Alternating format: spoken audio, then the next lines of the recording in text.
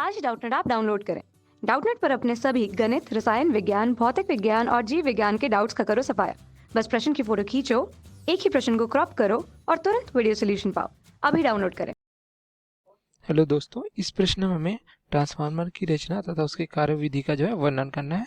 इसके लिए हम इस प्रकार से एक परिपथ आरेख बना सकते हैं एकल कला ट्रांसफार्मर के लिए, जो हमने पहले बना के रखा है। इस प्रकार से यहाँ पे हमने बना के रखा है, ठीक है। तो अगर हम देखें यहाँ पे कि अगर इसमें तीन मुख्य भाग होते हैं। एक होता है प्राथमिक कुंडली, ठीक है। दूसरी होती है यहाँ पे द्वितीयक कुंडली तथा जो ये होता है इसका क्रोड होता है ना। तीन मुख्य भाग होते हैं इसके। तो अगर हम देखते हैं कि प्राथमिक कुंडली में अगर हम स्रोत से जोड़ दिया जाता है तथा हम स्रोत का विभवांतर वीपी लेते हैं, तो यहाँ पे एक धारा प्रवाहित होती है आईपी, ठीक है। इस प्रकार से, ठीक है, इस प्रकार देख सकते हैं। तो ये जो प्राथमिक कुंडली है जो यहाँ पे क्रोड से जुड़ी होती है, इस क्रोड को पटली बनाया जाता है, अर्थात पतली चादरों से, ठीक है। क्योंकि इसमें क्या किया जाता है, भंवर धाराएं कम हो जाती हैं, और धाराएं कम करने के लिए, ठीक है। और इसे नर्म लोहे का बनाया जाता है, जिससे क्या हो जाता है, इसमें शैथिल्य हानि कम होती है, ठीक है।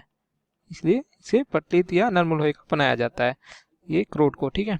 अगर इसमें जो धारा प्रवाहित होती है तो यहाँ पे क्या होगा, फैराडे के विद्युत चुंबकीय प्रेरण के नियम से क्या हो जाएगा, यहाँ पे एक विद्युत वाहक बल भी उत्पन्न होगा, जिसे हम लोग ईपी का नाम देते हैं। इसमें अगर फेरों की संख्या प्राथमिक में है एनपी, ठीक है, तो क्या हो जाएगा, विद्युत चुंबकीय प्रेरण से ईपी का मान क्या हो जाएगा, पी बराबर हो जाएगा ऋण NP D phi by D T. यहाँ पे फाई क्या है, जब यहाँ पे कुंडली में धारा प्रवाहित होती है तो विद्युत वाहक बल उत्पन्न होता है, जिसके कारण यहाँ पे विद्युत वाहक या चुंबकीय क्षेत्र यहाँ पे उत्पन्न हो जाता है इसके चारों ओर, ठीक है। इस प्रकार से इस कुंडली के चारों ओर चुंबकीय क्षेत्र बन जाता है। इस चुंबकीय क्षेत्र में क्या होता है, एक फ्लक्स प्रवाहित होने लगती है। इस प्रकार से जो क्रोड से होते हुए इस प्रकार इसके क्रोड में प्रवाहित होती है,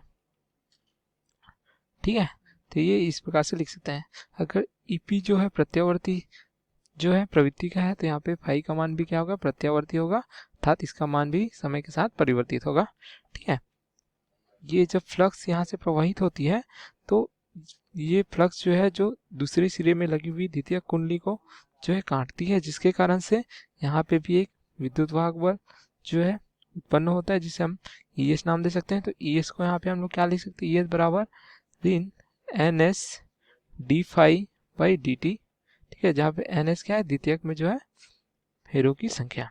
अगर इसे बाहर से जोड़ा जाता है तो यहाँ पे एक वोल्टेज बनता है वी एस, ठीक है, या विभवांतर बनता है। तो यहाँ पे एक धारा भी प्रवाहित होती है आई एस, जो द्वितीयक में धारा का मान है, ठीक है। हम इस प्रकार से देख सकते हैं। तो हम यहाँ पे देखते हैं, यहाँ पे अगर इक्वेशन 1 या समीकरण 1 दें, इसको 2 दें, तो दो भागित 1 करने पे क्या होगा, हो जाएगा ई एस बटे ई पी बराबर क्या प्राप्त हो जाएगा हमें, एन एस बटे एन पी, ठीक है। इस प्रकार से, इसी प्रकार हमें ट्रांसफार्मर के लिए क्या पता है कि देख सकते हैं, ट्रांसफार्मर के लिए पता है कि यह शक्ति को ये परिवर्तित नहीं कर सकती, अर्थात प्राइमरी शक्ति बराबर हो जाएगी द्वितीयक शक्ति, ठीक है। तो प्राइमरी की शक्ति हम लोग क्या लिख सकते हैं, यहाँ पे प्राइमरी शक्ति हो जाएगा ईपी गुणित आईपी, क्योंकि प्राइमरी की वोल्टता प्राइमरी का करंट धारा, उसी प्रकार द्वितीय क्या हो जाएगा ई एस गुणित आई एस। तो यहाँ से क्या हो जाएगा, ई एस बटे ई पी बराबर हो जाएगा आई पी बटे आई एस, ठीक है। इसको अगर समीकरण 3 इसको हम समीकरण 4 देते हैं तो हमें क्या प्राप्त होता है, 3 और 4 से क्या प्राप्त होता है, ES बटे EP बराबर NS बटे NP बराबर IP बटे IS। इस प्रकार से हमें जो जो है वोल्टता, फेरों की संख्या तथा धारा में हमें जो है संबंध प्राप्त होता है। तो अगर द्वितीयक में जो वोल्टता अधिक है तो फेरों की संख्या भी अधिक होगी, लेकिन उसकी धारा का मान क्या हो जाएगा, कम हो जाएगा। तो हम इस प्रकार देख सकते हैं कि ट्रांसफार्मर जो काम करता है, जो विद्युत चुंबकीय प्रेरण के नियम पे काम करता है कि इसमें जब जब इसमें जो है प्राथमिक कुंडली में जो है वोल्टता प्रदान की जाती है तो यहाँ पे धारा प्रवाहित होती है। धारा के कारण यहाँ पे विद्युत वाहक बल उत्पन्न होता है, जिससे यहाँ पे एक फ्लक्स उत्पन्न होती है।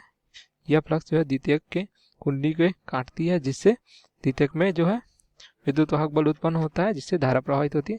तो हम कह सकते हैं कि ट्रांसफार्मर जो है शक्ति को एक परिपथ से दूसरे परिपथ में जो है स्थानांतरित करती है, जिससे क्या होता है कि इसमें जो आवृत्ति जो है परिवर्तित नहीं होती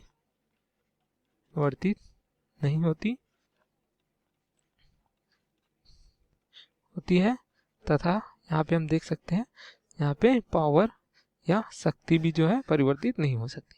तो जो है शक्ति का स्थानांतरण करता है यहाँ पे ट्रांसफार्मर, और किसका मान यहाँ पे परिवर्तित होता है, ये होता है विभवांतर, ठीक है, VP या VS का मान, IP IS अर्थात धारा का मान जो है परिवर्तित होता है।